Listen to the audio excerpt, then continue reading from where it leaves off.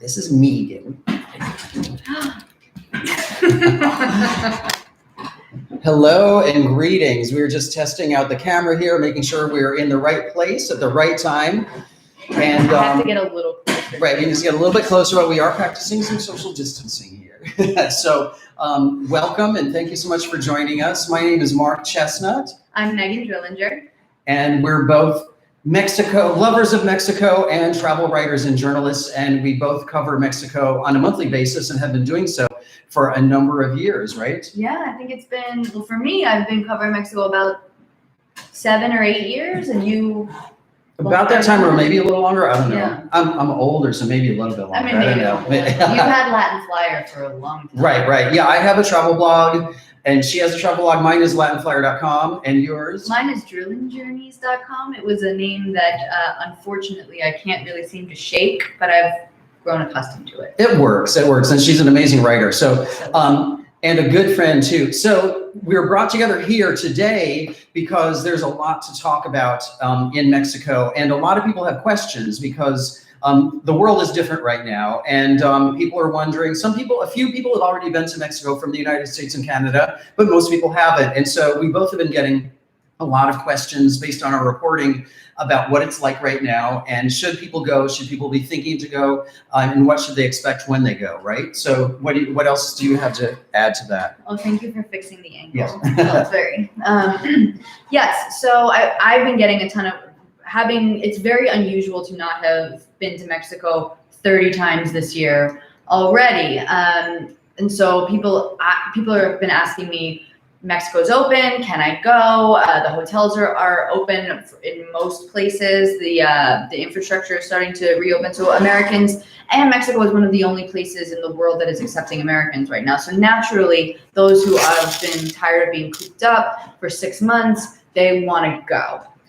So we're here to kind of tell you about what is possible to do and the safest way to do it, because we are still in a global pandemic, and traveling willy-nilly the way we used to do isn't the smartest idea right now, I think. Exactly. Right. So yeah, we're really here to give a realistic idea of what the situation is like now in the world of tourism and travel and in Mexico, so that people can make informed decisions, because this isn't a normal situation that the world is living through right now. And should everybody be traveling right now? Probably not. Definitely not everybody should be traveling right now. So we're here to help give you some firsthand information and some of our research and knowledge so that people can make educated decisions. So some of the things that we're going to be saying, at least on my part, may not be totally agreeable to some of you. So there may be a few controversial statements that we're going to make here, because we're going to try to tell it like it is, and also share our opinions about what we think is best in terms of travel and tourism right now, and for people headed especially to Mexico. So we have a lot to talk about. So I don't know, Megan, do you want to start out by talking a little bit about, based on your research and your writing and the interviews you've done with all different kinds of people over the past couple of months, how would you describe the situation in Mexico now? Well, I think that what people need to know is that Mexico is handling it state by state. So the way that they have handled the reopening for tourism is highly dependent on the state governments. 2 destinations in particular that, based on my research and interviews, that are doing particularly well are Los Cabos and the state of Quintana Roo, which is where Cancun, Riviera Maya, and Playa del Carmen are. Those 2 in particular have taken the pandemic incredibly seriously and have implemented a whole bunch of new safety protocols in order to help keep travelers and staff and locals safe. And that includes hand sanitizers everywhere you go, temperature screenings everywhere you go, very limited contact between people, and for social distancing, spreading out the public spaces so that people aren't crowding together. So those 2 are the ones in particular that I have heard are doing phenomenally. What have you heard? Yeah, I agree with what you said. And over the past, just over a month, basically, I've taken 6 flights to and within Mexico. I visited 2 cities, Cancun and Mexico City. I've stayed at 4 hotels, 1 Airbnb. I visited a bunch of restaurants, a couple bars, several museums even, and a lot of stores. I've taken Uber. I've taken the metro in Mexico City as well. So So basically, yeah, I've experienced firsthand, which has been super helpful to know exactly what to expect. The experience can differ from hotel to hotel, for example, in a destination like Cancun. But overall, as Megan said, it's being handled on a state-by-state basis. And I'm seeing a lot of very responsible approaches to the pandemic and to health and safety and prevention on the part of the hoteliers and the tourism boards, and also the city governments, and especially in a place like Mexico City, which is even bigger than New York City. And so that's been very interesting to see. There are certain things that I've seen that I don't think are as positive, and we will be talking about those a little bit too. So yeah, so should we talk about also, if anybody has questions, feel free to send us questions. You should be able to enter your question in the live chat there. So if you have anything to share or any comment to make. But so yeah, so should we talk a little bit about Cancun, for example? Yeah, that's what I was gonna say, because you were just there. Right, I was there twice within the past month on 2 different press trips. And so yeah, Cancun obviously is Mexico's biggest tourism destination. Yeah. And it's a real popular destination, especially because of all the wonderful array of all-inclusive hotels. So I've stayed at 3 different all-inclusive hotels over the past month, all in Cancun. And what I found is that the experience is different now. And in general, it's been impressive on the part of the hoteliers. They're doing a lot. As soon as you land, this isn't the hoteliers, this is the airport and the city and state and federal governments. They take your temperature when you land, right after you go through immigration. And there's hand sanitizer when you arrive at the hotel. You step over the, what do you call it? There's a mat. Right, yes. Yeah, like the foot mat, is that what they call it? Yeah, like a doormat. Doormat, thank you. I'm a doormat sometimes, I feel. Me too. Right, we have that in common. But anyway, so yeah, they have the sanitizing doormats even for your shoes, hand sanitizer. Every single member of every hotel staff that I've seen is wearing a mask. A lot of them also wear the face shields. Some of them wear gloves too, depending on exactly what they're doing. But even if you see somebody far off in the grounds that it's, doing a landscaping or something, nowhere near any other people, they're still wearing a mask because they're taking it very seriously. The hotels are, but also the city governments. Like Cancun, for example, you must wear a mask in the street. You wear a mask if you go to the supermarket, off the site, off the premises of the hotel. I heard even the supermarkets are taking people's temperatures as they go in and out. Yes, that's right. Yeah, I went to Chedraui, which is an amazing luxury supermarket in Cancun, and yeah, as soon as you go in, they use a little gun. I can't remember if sometimes they do it on the arm, sometimes on the side of the neck, sometimes on the forehead. But yeah, they use that, they take your temperature and they give you hand sanitizer, which is really good. So yeah, I've been very impressed with the efforts made by the hotels and the local government. And what people need to understand is that the way Cancun is reopening in a traffic light coloring system. And that's based on the number of new cases every day and the risk posed to both travelers and locals. So red is everything is closed. Right now they're currently in orange, which means that hotels, restaurants, certain attractions, those are open at 30% occupancy. The beaches in Cancun are closed to locals. You can only access the beach if you are a member of a resort. I've heard beaches in Playa del Carmen have started to reopen very slowly. Beaches in Puerto Morelos are still closed, except if you're on a resort.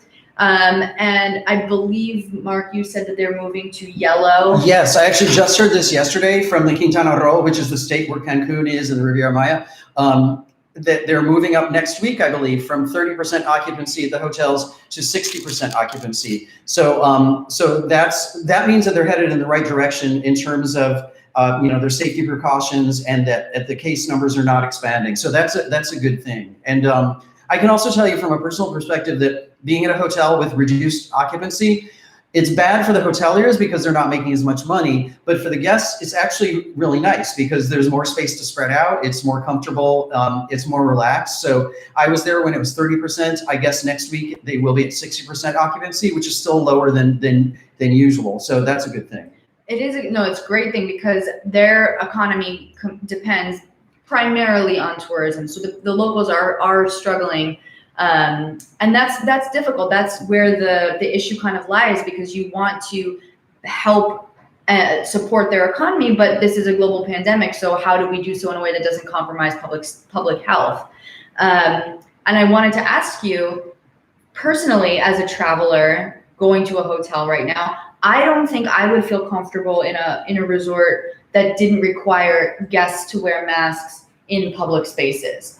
What was your experience as a guest? And that's a very good question, and that's where we get into some of the insight that may be considered more controversial by some people. Because as we both mentioned, the hoteliers, I think, are doing a great job. The tourism offices are doing a great job at having the safety protocols in place. And for the employees, the staff, I never saw a single staff member without a mask on any property, on any hotel property, for example. And they're doing great. They're doing their part to protect themselves and protect their fellow workers and to protect the guests. Where I see the problem is that the guests are not always as enthusiastic about wearing the masks. And so I've seen widely different approaches to the guest attitudes toward wearing the mask. And so I've been at a hotel bar that was fully enclosed, indoors. And they say, first of all, it's safer to be outdoors rather than indoors. Good thing about all-inclusives is they usually have a lot of great outdoor space to relax in. But I've been in one where it was an indoor bar. Not a single person other than me and other than the wait staff were wearing masks, and there was no social distancing going on. And they were drinking, and when people are drinking, they tend to talk a little louder, maybe, at least in my experience. And so, you don't know how many droplets were going out into the air. And these are people from all over the United States, at least the few that I spoke with as I was running away. They were from all over the place.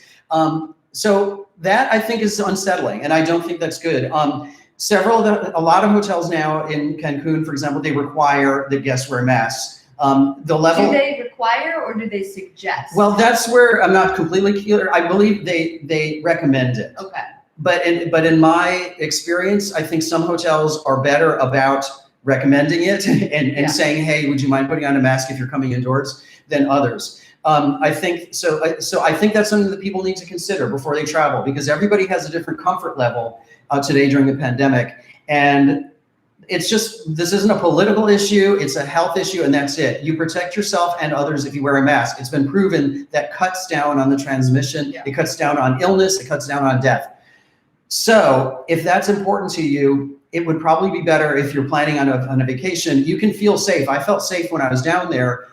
But if you can choose a hotel where you know that they are actively recommending that guests wear masks and not just staff members, you will be safer and everyone else will be safer. And I feel like personally, we're visiting another person's country. It's not our country. And if they're making this great effort to be wearing masks to protect us, why can't we show the same respect and wear masks to protect them? We're visiting their country. We shouldn't be hanging over the bar with the bartender and I'm not wearing a mask and I'm, spitting as I'm ordering a margarita. So I think it's like kind of the human respect since they're paying us that respect, and it's a good idea. So, but depending on what your comfort level is and what you're looking for, you can find the right situation and feel safe there. I think that is such an important point. And to that point, I have been speaking with a couple of hotel executives, and I asked them off the record, how have the employees felt about guests not wearing masks? And one very candidly said that it was difficult to get some employees to agree to come back because guests wouldn't be wearing masks. So it's really a respect thing. If you are going to travel, if you are going to make that decision, and it is a deeply personal decision, by no means do you have to travel. And I'm not going to judge you if you do. Just wear a mask. It's just, they're going to do it for you. You should do it for them. Right. And actually, we just got a question from Mr. Robert Stein and about which excursions are open that you can take to historic spots near Quintana Roo or in Quintana Roo. So that's a very good question. And I actually just got the latest information from the Quintana Roo Tourism Board just yesterday. So there are several attractions that are open in parks open now, like Cancun Zoo, Rio Secreto, Xcaret Park, which is a very famous ecological park, eco park. Garafon Park, which I think that might be Isla Mujeres, right? I think. Yes, it is. It is, right? Ventura Park, Xochimilco, which is a relatively new attraction inspired by the Xochimilco canals in Mexico City, and Parque Maya and Native Park. And there are several tour companies that are offering services as well now. Cancun Adventures, Blue Caribe Tours, Alternative, Aventuras Mayas, Aquatours, and Eco Colors.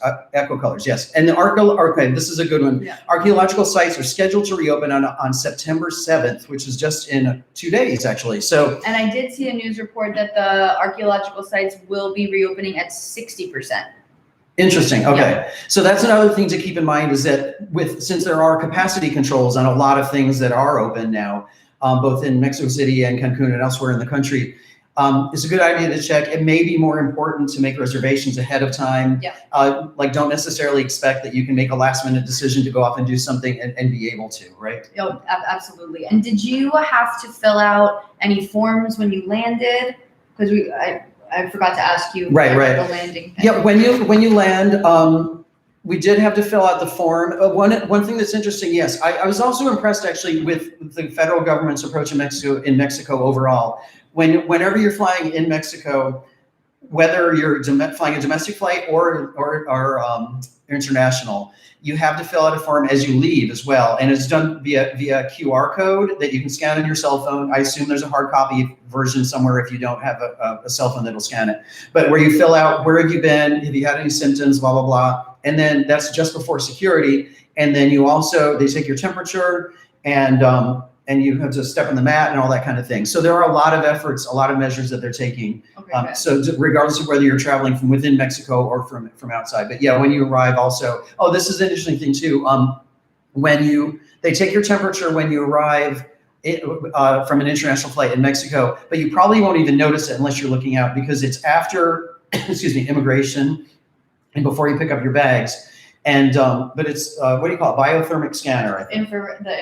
Yeah. Or whatever. Whatever it is, we're good scientists. And so you don't even notice it because you don't have to stop. They're not pointing like a temperature gun at you or anything like that. But there's someone looking at a screen, and there may or may not be someone wearing a gigantic biohazard suit. In that case, you're more likely to notice it because it's kind of like being in a science fiction movie. So I did notice that. But you may not even see that. So it's an effective process and it's easy. You just need to allow a little bit more time, even though there aren't as many flights now, the airports are not as crowded. But when you're leaving the country, when you're leaving Mexico, it may take you a few more minutes because they may have to pull you aside to like do the extra forms and the temperature check. Excellent. And should we pivot to Mexico City, or is there more you want to say about? Yeah, let's talk about Mexico City too, because that's a totally different destination and one of my favorite places in the world. You've been there, right? I love Mexico City, but it's also a city of 20 million people, and it's not a destination that only operates for tourism like Cancun does. It's a living, breathing, everyday working city. So I've been very curious what that experience was like. Right, and it was super interesting actually. First, I want to address Mark Porter's comment that we are awesome. We are. I think we agree with that comment. That's the least controversial statement I've heard all day today. So thank you so much, Mark Gunther. Anyway, but yeah, Mexico City was a really interesting experience too, because like Megan said, it doesn't exist solely for tourism. So when you're there, you feel more like you're in a real city, like a city that's organically grown. Yeah. And so you're seeing how people live on a daily basis. And overall I was impressed. The city is quieter than usual.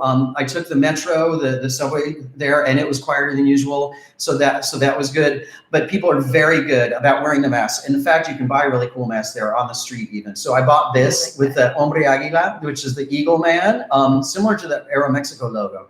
But yeah, people are very good about wearing the masks on the street, in stores, indoors, anywhere they have to go. Restaurants are operating, I believe, at 50% capacity. Okay. Bars and nightclubs are totally closed. Bars are only open if they serve food, which is similar to what we have in New York City right now. But again, at reduced capacity. And they take your temperature. This is one thing that was interesting. We live in New York City where they're pretty good about like staying on top of things and trying to be, health conscious. Mexico City, I think they were doing it a little bit more so, because at every store, every large store, like a department store, anything, you can't get in until you have to wait in line, spaced out, socially distanced, and then they'll take your temperature on your arm or here with a gun. And so there's a lot, and you have to have a mask on. So they're doing even more because they take your temperature more often in general. So if that does any good, then that's a big thing. The things are open at reduced capacity. Museums just opened less than 2 weeks ago in Mexico City. You said that was an interesting experience going to the museum. It was great. Yeah, in a way it was great because they're operating at reduced capacity also. And supposedly they recommend reservations. We went to 5 or 6 museums, Wow. my husband Angel and I. And I made reservations via email and they responded right away with the information, but it turned out once we arrived, we didn't even need them. So if you're lucky, you don't need them, but you may want to make reservations. But the museums are very uncrowded because they're operating at either 30 or 50% capacity. And they take your temperature, you step on the sanitation mask, on the sanitation floor, what am I again? Doormat. A doormat, thank you. Doormat. And then that's how I remember what that is. And then also, what was the other thing? There was something else about that that was interesting about the museums. Oh, and so it's a different experience. It's not the same Mexico City. It's not the same Cancun right now either. But you can enjoy these places, I think, safely and in a healthy manner. But it requires like personal decisions about your own self. You know, like if you wear the mask, then you're doing something to help other people. Also, when I fly, and I've reported on this before too, with very flattering photographs, I also wear this on top of the mask because this protects you. They say this protects other people from anything that you might emit, but this can help to protect you because it protects your eyes and the other places that you might be intaking stuff from other people. So there are a lot of things that you can do. I don't wear the face shield on the street though, but a lot of employees do in some businesses. I do want to note that Mark Porter made another comment that we're cute, and I have to agree. Well, this is why Mark Porter has been my friend since 5th grade,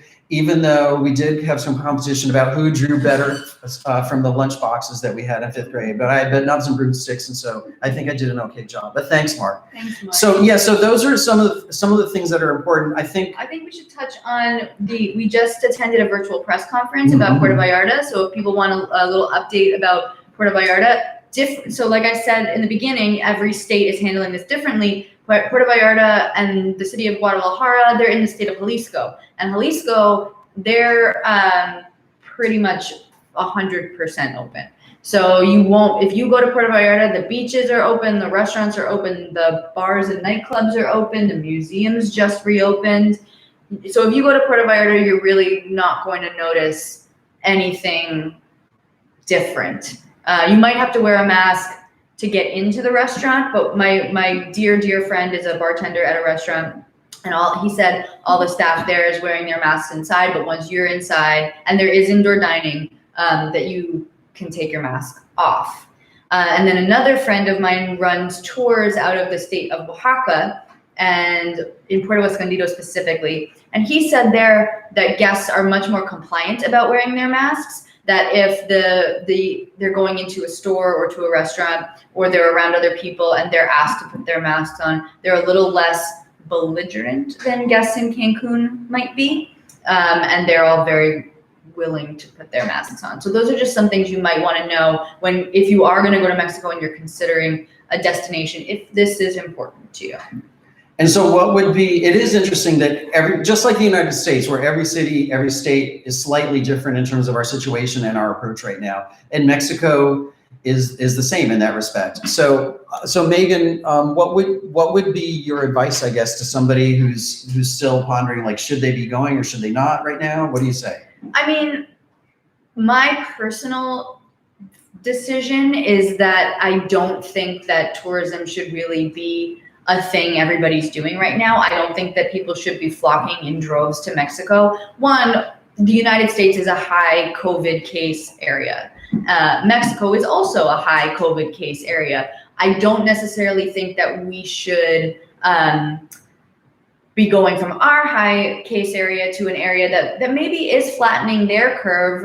Like, for example, Los Cabos and Quintana Roo are doing a very good job at keeping their cases low. I just don't know if it's that great of an idea to go and not wear a mask and possibly put their people at risk. I do think that I understand the great need everyone is feeling to get away, because this has been a really hard 6 months, and Mexico is open. It is an option. If you are going to go, I would strongly urge you to think about how to do it respectfully, since they are working so hard there to take care of us, and it's their country. But how do you feel? I totally agree with you. And what you said actually reminds me of what another of our travel writer, journalist friends, Brian Major, said. about the ethical issues of if traveling from a an area with high rates of COVID infection like the United States to another country, and possibly putting people at risk there because you're not wearing a mask. And in a country where they may not have as much infrastructure for dealing with situations like that in the first place. Yeah. So I think that's even more reason to be cautious and to make an educated decision about whether now is the time for you to go or not. I've been twice over the past month to two different cities, and had an amazing time. These are all research trips for work so that I can report better about today's current reality. So you can go, you can have a great time, you can have a safe time, but travel is a risk no matter what today. That's bottom line. It doesn't matter if you're going to Cincinnati or to Cancun. And so when you're doing something like this, you need to take that into consideration and need to take other people into consideration. And even if you come from an area in the United States, or for example, where maybe people don't wear masks all the time, you may live in the countryside somewhere where it's not as common, or a city where it's just not as common. When you're going somewhere else, especially in another country, you need to take into consideration their guidance and their norms to keep people safe. And we all need to try to keep people safe. So should everybody be traveling right now to Mexico or anywhere else? I don't think so. Definitely not. But can people go? Mexico is ready, and Mexico needs this for their economy too. So you're helping to support economies, local economies, when you go and when you travel responsibly, and then everybody can have a good time. I don't know. Yeah, I think that's exactly right. And I did just notice that Robert asked about Playa del Carmen. As far as I know, with Playa del Carmen, the restaurants are open. I do not believe the bars are open, but don't quote me on that, because I think it's similar, because it's in the same state as Quintana Roo, as Cancun, and the bars and clubs are not open in Cancun. The beaches are still closed in Playa del Carmen, and that's because there are fewer resorts on the beach there. It's more beach clubs and restaurants. So they don't allow it at the moment, but I do think that is going to change when they go to yellow next week. Oh, right. So there could be changes just within the next couple of days. Yeah, and they announce it on Thursdays. So this Thursday they announced that it was going yellow, or next Thursday? I think it's next week. So they just sent me this information this week. Okay, so past week. So it's changing by the day, as we all know it is here, but that's the latest that I have. And also, I guess I should follow up about the mask wearing, because I keep talking about how important I feel that is. But when you're there, they say that it's safer to be outdoors in the open air. And a place like Cancun, for example, or Los Cabos or Playa del Carmen, they're great places to be in open air. And so when you are on the beach, you don't have to wear the mask, because if you're just with your loved one and it's easy to social distance when you're outdoors, or even at the pool. So there are ways if you need a break from wearing the mask, you can absolutely find breaks. What I'm talking about more is wearing the mask when you're indoors, when you're in the guest hallways, when you're talking to the waiters or anybody, or the check-in staff or anything like that. But yeah, getting away can be a really nice break, and there are ways to still do it in a safe way and an enjoyable and relaxing way. Yeah. So I guess that's it, right? Yeah. We've gotten some good questions. We're right on time too. I'm proud. We're so on time. We're amazing, as Mark Porter said. But anyway, so if you have any follow-up questions, though, be sure to follow us both on Instagram and on our blog. So tell them yours so they can follow you. It's Drillin' Journeys, like my last name. And when we post this, I'll put like a thing. Right. We'll include a link and stuff in the comments. In the thing. Drillin' Journeys, like my last name, drillinjourneys.com.